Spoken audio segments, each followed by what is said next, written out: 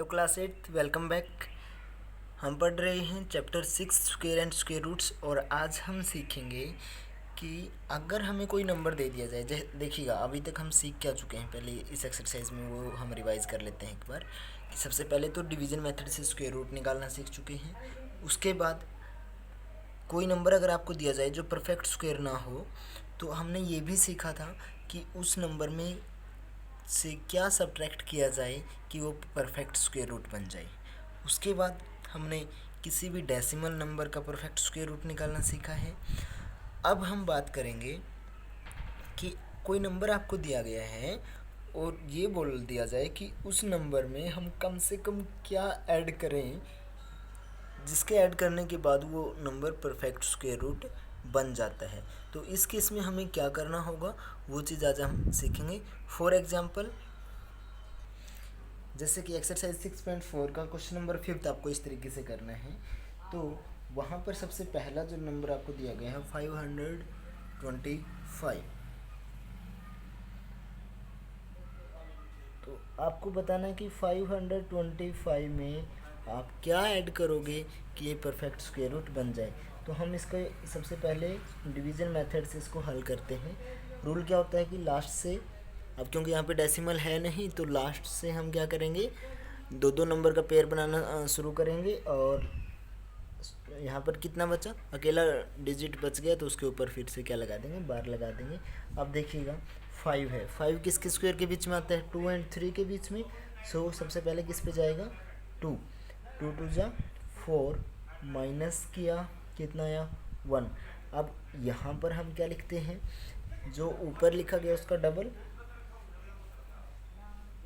2 का डबल 4 और ऊपर से कितना आएगा 25।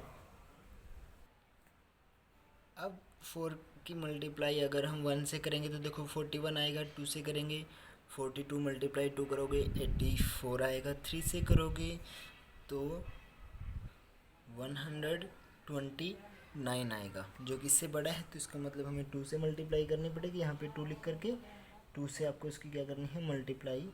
सो कितना आ जाएगा 84। जब आप 84 इसमें से सब्ट्रैक्ट करोगे, सो यहाँ पर 1 और यहाँ पर 4। अब देखिएगा ऊपर से जितने डिजिट हमने उतारने थे उतार चुके हैं, तो वो क्या हो गया, आगे तो अब ये चलेगा नहीं। यानी कि इस केस में रिमाइंडर कितना है, तो हम लिखेंगे यहाँ पर भाई रिमाइंडर कितना आ गया 41। इसका मतलब अब देखो ऊपर जो आया है 22, कहने का मतलब क्या हुआ कि 22 का जो स्क्वायर है वो क्या है, छोटा है किससे, जो भी नंबर आपको दिया गया था, राइट। छोटा तो इसीलिए तभी तो रिमाइंडर बचा है। तो इसका मतलब अब 22 से नेक्स्ट नंबर क्या होता है 23।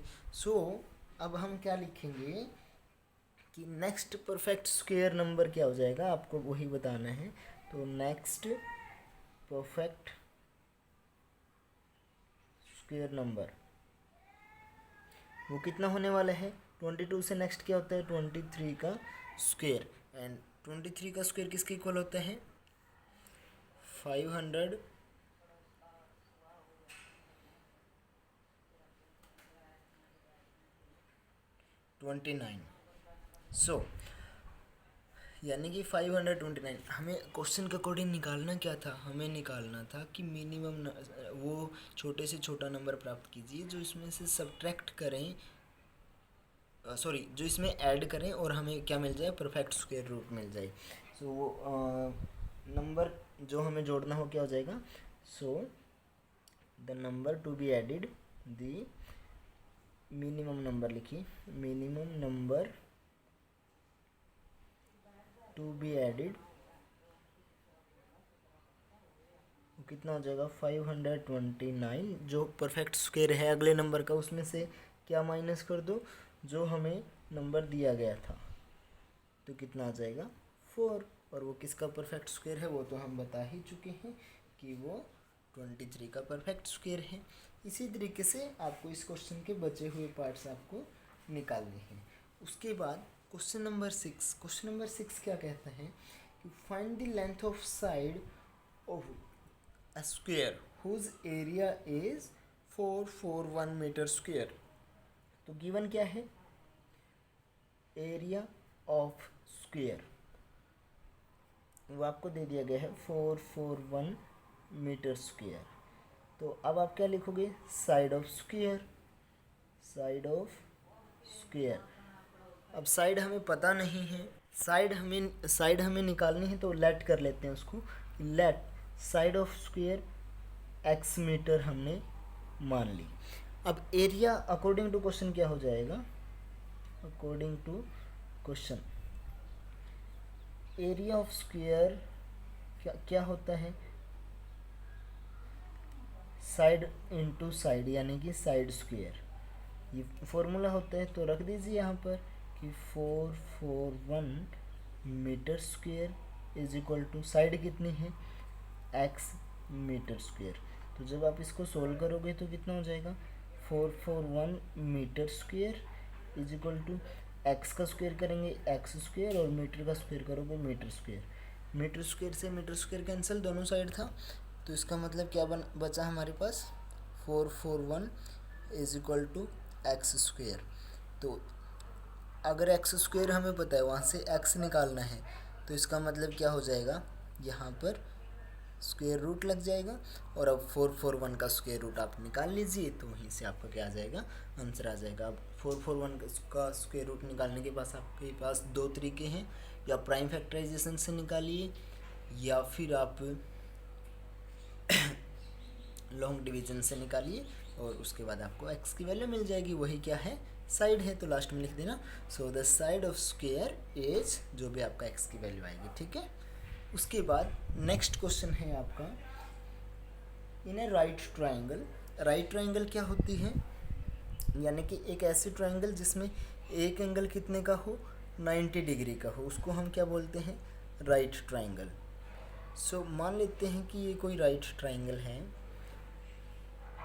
और यहाँ पर 90 का है, 90 का साइन ये होता है, और इन्होंने बताया भी है कि एंगल बी जो है वो 90 का है, और ट्राइंगल का नाम ABC है, ठीक है। तो आप ए चाहो यहाँ मान सकते हो या यहाँ, वो आपकी मर्जी है, लेकिन 90 का एंगल बी के ऊपर ही आपको मानना है। उसके बाद क्या दिया गया है, AB बताया गया है आपको 6 सेंटीमीटर, ये है आपका 6 सेंटीमीटर। BC आपको दिया गया है 8 सेंटीमीटर, तो आपको इसमें AC निकालना है। तो और इसी तरीके से एक दूसरा पार्ट है, वहाँ पर आपको AB निकालना है, बाकी चीज़ें आपको बता रखी हैं, वहाँ पर भी राइट एंगल बी के ऊपर ही बनाना है, वो इसी तरीके से करोगे जैसे अब मैं ये सोल्व करवाऊँगा आपको। तो देखिएगा, ऐसे क्वेश्चन हमने 7th क्लास में भी सीखा था। यहाँ पर जहाँ कहीं भी राइट ट्राइंगल का जिक्र हो और दो साइडें आपको दे रखी हो, तो कौन सी थ्योरम लगाते हैं हम, पाइथागोरस थ्योरम। और पाइथागोरस थ्योरम क्या कहती है, वो आपको पता होना चाहिए। सबसे पहले यहाँ से इसका सॉल्यूशन हम स्टार्ट कर रहे हैं।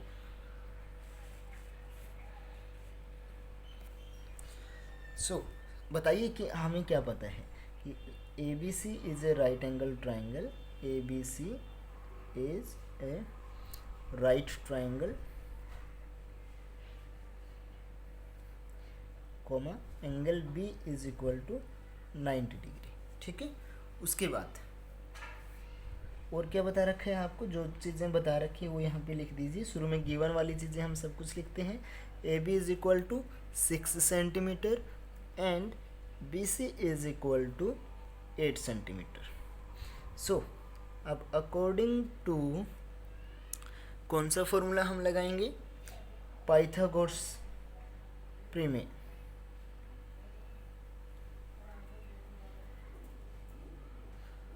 Pythagoras theorem, sorry. So Pythagoras theorem क्या कहती है, hypotenuse square is equal to base square plus perpendicular square. Base और परपेंडिकुलर जो 90 डिग्री का एंगल बनाते हैं, उनमें से एक बेस और दूसरा परपेंडिकुलर। और हाइपोटेनियस स्पेशली क्या होता है, जो 90 डिग्री के का जो एंगल है उसके सामने वाली भुजा। सो बी के सामने वाली भुजा कौन सी है, AC। तो वैल्यू डाल दीजिए यहाँ पर भाई, AC का square is equal to base अगर आप AB को मान रहे हो तो AB स्क्वायर प्लस परपेंडिकुलर क्या हो जाएगा बी सी स्क्वेयर। अब वैल्यू डाल दो और सोल्व कर दीजिए। ए सी तो हमें नहीं पता है तो ए सी स्क्वेयर तो ए सी स्क्वेयर ही रहेगा।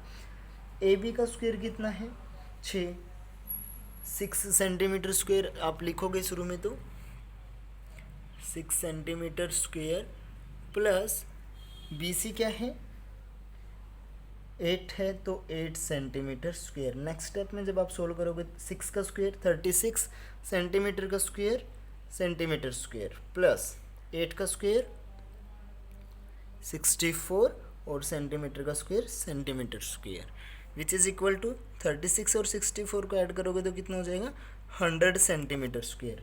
लेकिन ये क्या है ये AC नहीं है, ये तो AC का स्क्वेयर निकल रहा है। हमें क्या निकालनी है AC निकालनी है। तो इसका क्या कर दीजिए रूट कर दो आप दोनों साइड। तो दोनों साइड रूट करने से यहाँ पर तो अकेला क्या बचेगा AC और दूसरी साइड क्या हो जाएगा स्क्वेयर रूट 100 और साथ में इसमें क्या आएगा सेंटीमीटर स्क्वेयर। अब आपको डायरेक्ट भी पता होना चाहिए, मैंने आपको बोला था चैप्टर शुरू हुआ था कि 25 तक याद कर लो।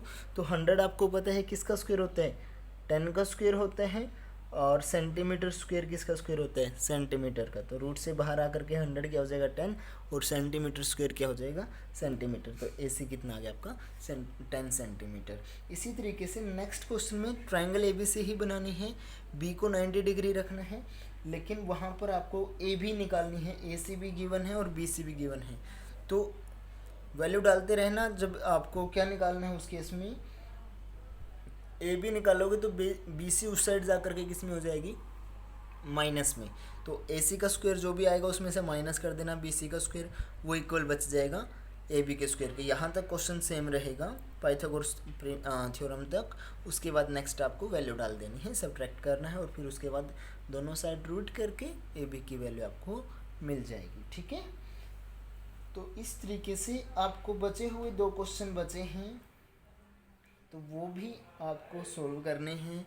आप अपने आप उनको सोल्व करोगे और प्लीज़ अगर आपसे वो क्वेश्चन सोल्व नहीं होते हैं तो आप कमेंट में डाल दीजिए ताकि मुझे पता चल जाए कि आपका आ गया या स्पेशली जब किसी बच्चे का क्वेश्चन नहीं निकलता है तो वो कमेंट छोड़ दें और फिर हम उस क्वेश्चन के ऊपर दोबारा वीडियो आपको बना करके भेज देंगे।